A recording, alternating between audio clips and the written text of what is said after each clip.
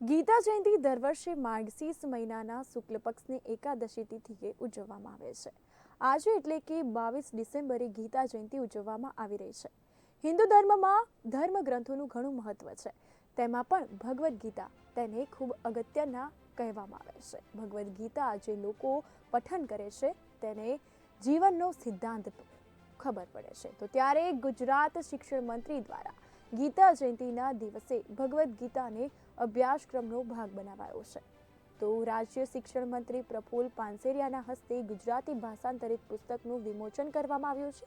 આ પુસ્તકને અનુક્રમે ધોરણ 6 થી 8 સુધી ભણાવવામાં આવશે તેમજ આગામી શૈક્ષણિક વર્ષ 2024 થી આ પુસ્તક અભ્યાસક્રમમાં ભણાવવામાં આવશે।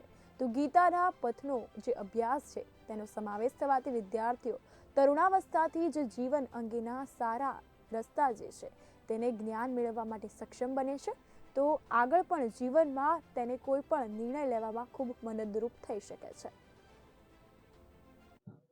એક ખૂબ મહત્વનો દિવસ શિક્ષણ જગતની અંદર શિક્ષણ ક્ષેત્રે ગુજરાતના એ પાઠ્યક્રમની અંદર ગીતાના સિદ્ધાંતો એ ભગવાનની વાણી છે। 5000 વર્ષ પહેલા કુરુક્ષેત્રની અંદર જે ગીતા ભગવાનની વાણી ગવાઈ હતી એ ગીતાના સિદ્ધાંતો શું છે, આખી દુનિયા એ બેચ પર આજે કેમ આ સિદ્ધાંતો સ્વીકારી રહી છે, ત્યારે માનવ સમુદાય, પર્યાવરણ, વિશ્વ દરેકને સુખ આપનારો આ ગ્રંથ છે, વિચારધારા છે।